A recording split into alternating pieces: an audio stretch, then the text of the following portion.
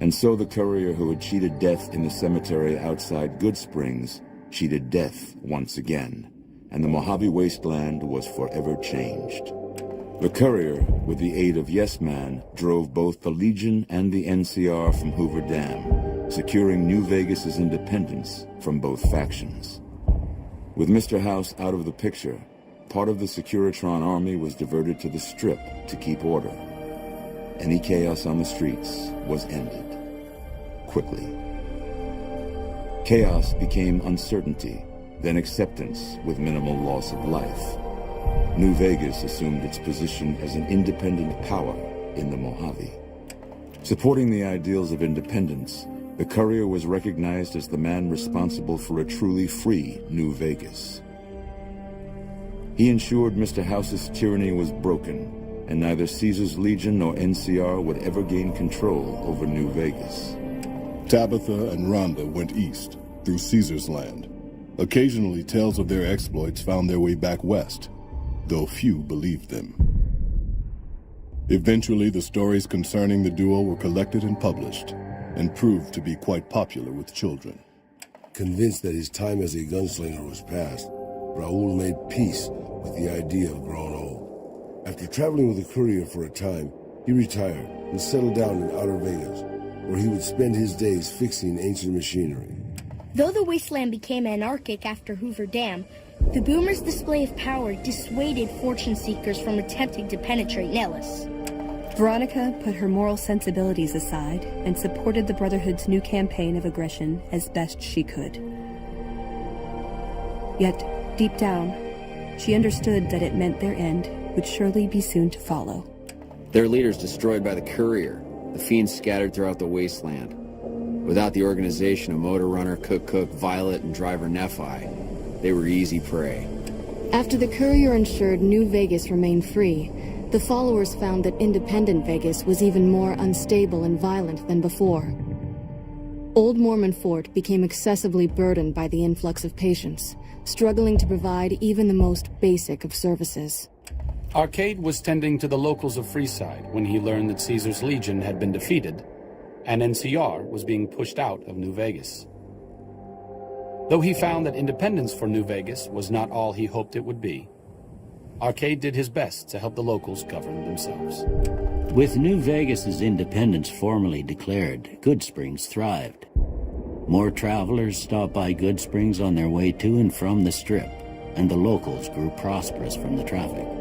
Cass lived to see the courier bring down 3 armies, and by her count, that was 3 more than she'd expected. She kept quiet about that, though. During the Battle of Hoover Dam, the Great Khans quickly evacuated Red Rock Canyon and headed north and east into the plains of Wyoming. There, they reconnected with the followers of the Apocalypse and rebuilt their strength. Bolstered by ancient knowledge of governance, economics, and transportation, they carved a mighty empire out of the ruins of the Northwest. Thanks to the courier and Lily, a cure for the Nightkin's schizophrenia was found shortly after Dr. Henry's experiment concluded.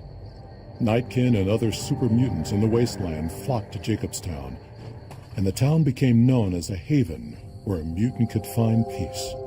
Lily continued to take her medicine at half doses, and although she remembered her grandchildren, her mind remained muddled and confused.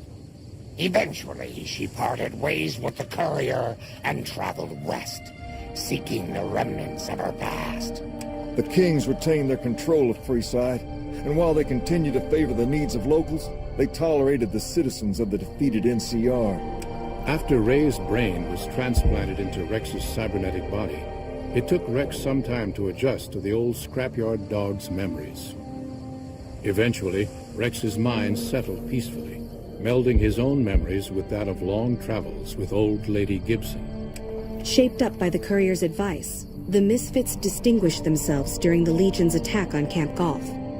Mags was finally promoted to sergeant, and the rest of the Misfits received an official commendation. They continued to serve with distinction for many years. Though Novak was a low-priority target for the Legion, many of Novak's citizens died in its defense.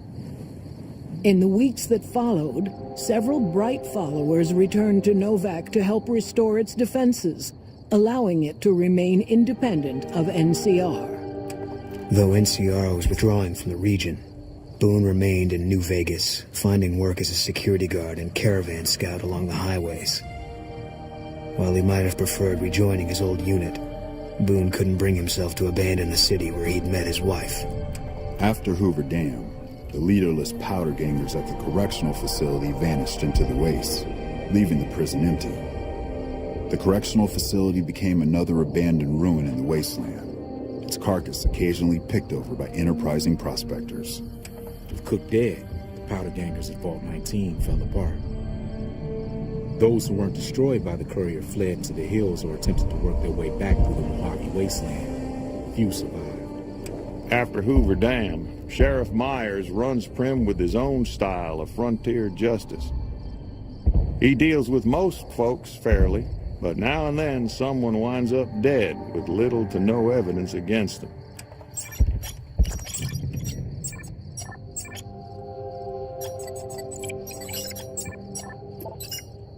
Due to the courier's intervention, Chief Hanlon abandoned his plan to sabotage the defense of Hoover Dam.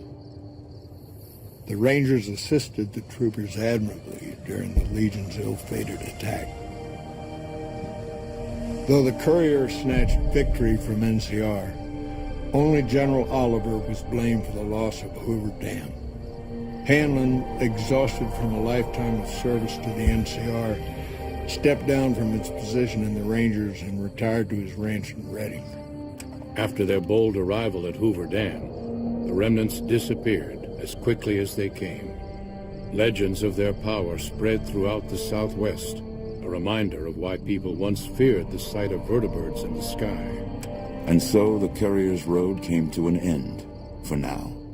In the new world of the Mojave Wasteland, fighting continued, blood was spilled, and many lived and died just as they had in the old world. Because war never changes.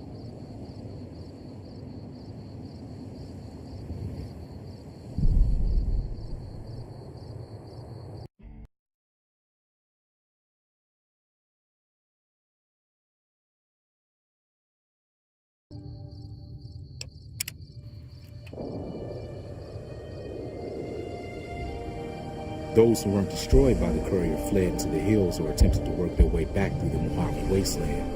Few survived. After Hoover Dam, Sheriff Myers runs Prim with his own style of frontier justice.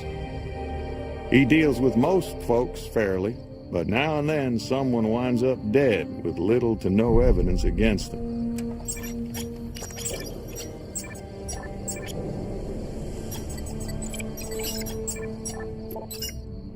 Due to the courier's intervention, Chief Hanlon abandoned his plan to sabotage the defense of Hoover Dam. The Rangers assisted the troopers admirably during the Legion's ill-fated attack.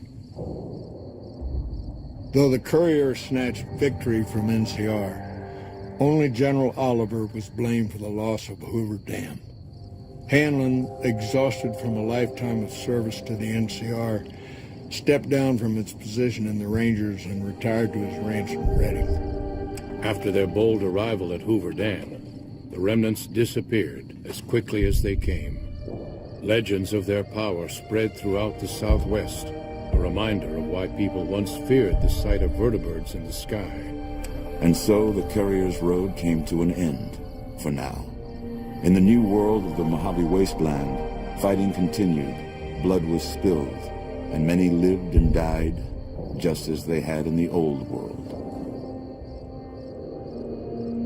Because war never changes.